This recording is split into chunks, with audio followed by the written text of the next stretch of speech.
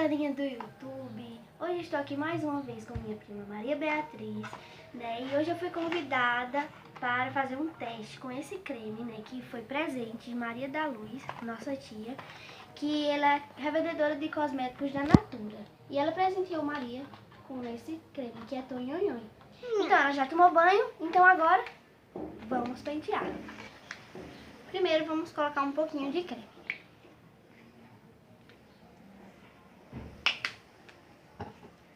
Agora vamos passar no cabelo.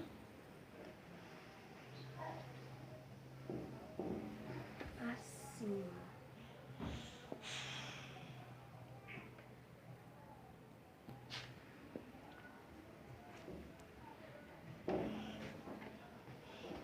Depois de passar no cabelo, creme, agora a gente vai pentear.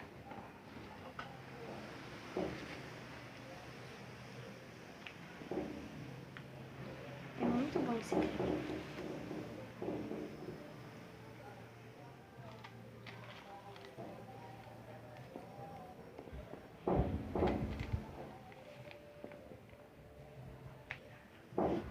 Gente, vou agora, né, que meu cabelo de Maria já chega a estar liso de tanto eu pentear.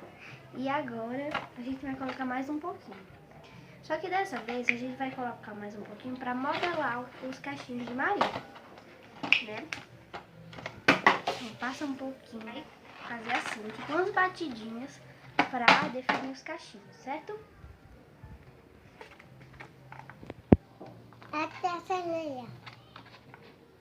Aqui a celeira.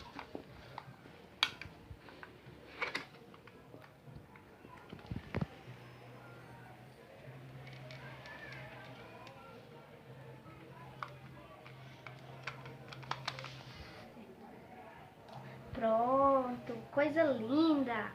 Bom, depois de tudo isso, agora a gente vai esperar um pouquinho para secar e depois a gente volta com o resultado para vocês. 2 horas depois. Então, como prometido, aqui está o resultado dos cabelinhos de Maria. Muito modelado. Então, o que eu digo para vocês é que esse creme está super aprovado. Então, galerinha, se vocês gostaram desse vídeo, coloque aí nos comentários se vocês querem que a gente faça outros vídeos com outros cosméticos testando. Se vocês quiserem, coloquem aí dizendo que amaram o vídeo, hashtag brincando de cabeleireira. Maravilhoso! Diga, Maria, que agora você vai passear Agora eu vou passear. com os cabelos maravilhosos. Agora diga, dá o like, se inscreve no canal. Dê o like e se inscreve no canal. Tchau! Erros de gravações.